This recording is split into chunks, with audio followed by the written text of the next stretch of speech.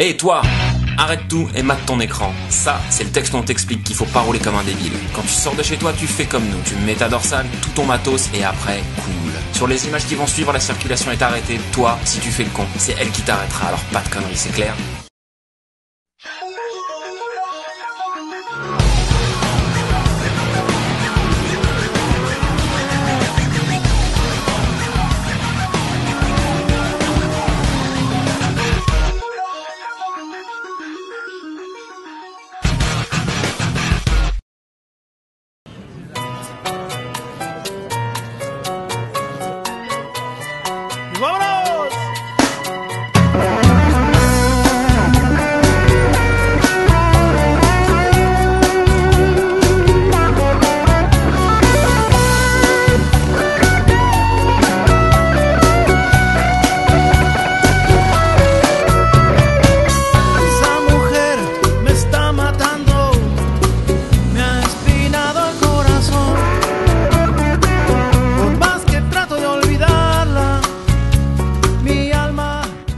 Bonjour et bienvenue pour ce 12e rendez-vous de Moto et Motard l'émission, en direct des seconds Scorpion Masters sur le pôle mécanique d'Alès.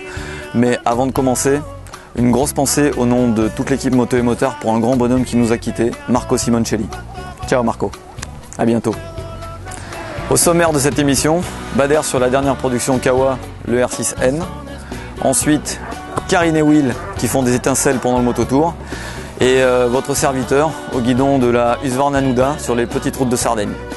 Bon, nous on va aller encourager Fabrice parce qu'il va transpirer un petit peu pendant la manche de Super Motard des Scorpion Masters. En attendant, je vous laisse avec Bader au guidon de la dernière production Kawa, le R6N. Amusez-vous bien.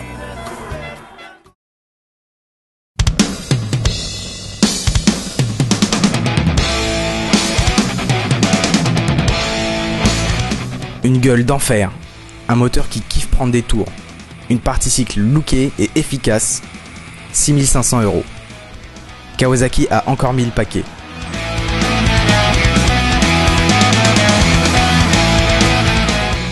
Avec la troisième évolution de son best-seller, le constructeur japonais assoit sa suprématie dans le segment des roadsters basiques. Enfin, si on peut encore l'appeler comme ça.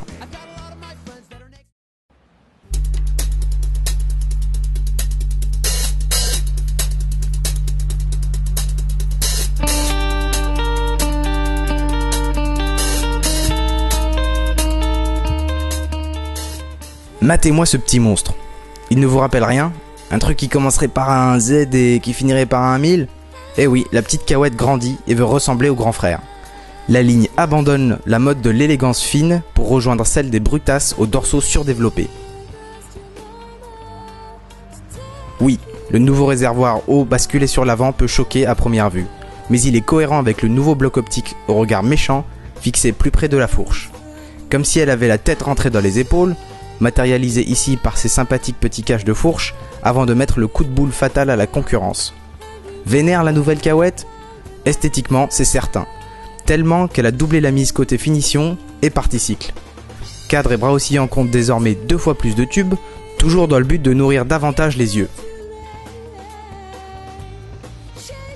Kawasaki annonce des suspensions plus souples et un mordant du frein avant plus convaincant grâce à l'adoption de nouvelles plaquettes. Toujours pour la rendre plus rapide, le choix des pneus d'origine s'est arrêté sur les excellents Dunlop Roadsmart 2.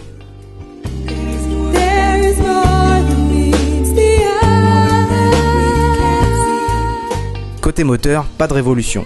On se contentera d'une magouille à base de tubes d'échappement et d'obscurs réglages d'injection pour gagner un peu de couple en bas. Poudre aux yeux? Allons voir.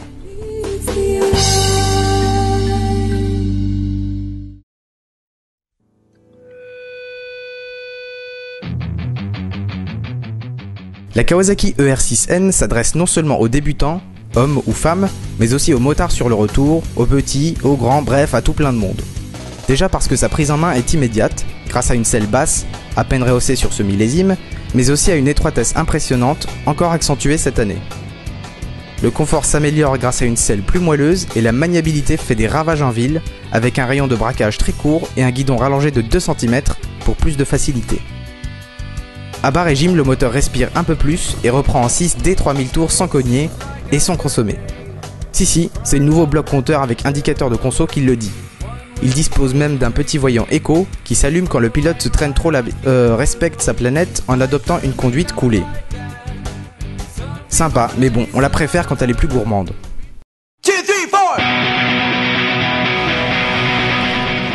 Voilà ce que l'ER6N a de plus que la concurrence.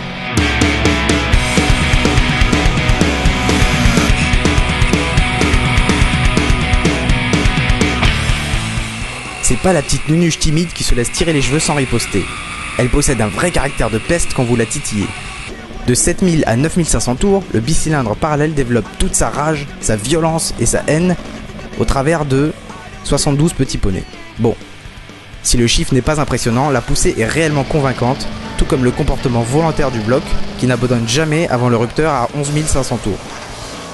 Une allonge conséquente qui vous permettra de livrer de nombreuses bastons héroïques contre bien plus gros qu'elle, sans changer de rapport. C'est bon ça. La partie cycle basique en apparence offre aussi une rigueur, une garde au sol et un freinage meilleur qu'une certaine Suzuki Gladius ou Yamaha XJ6.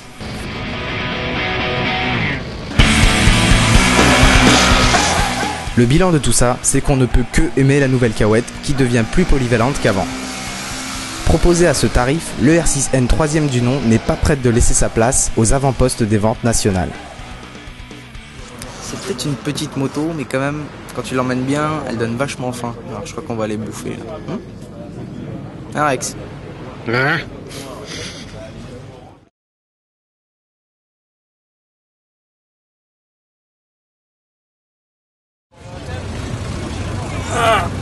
La terre est basse. Ouais, quand même. Bon.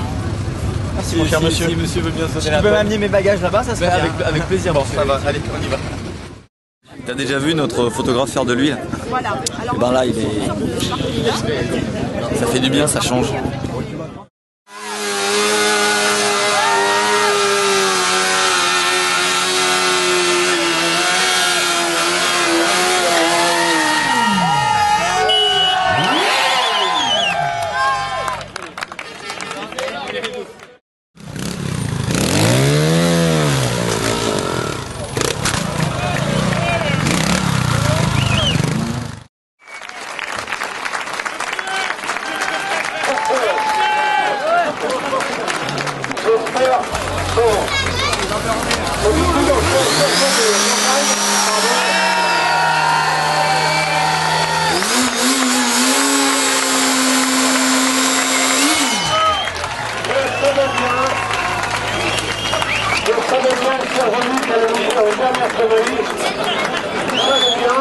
Bienvenue l'année prochaine, bienvenue au Scorpion Master.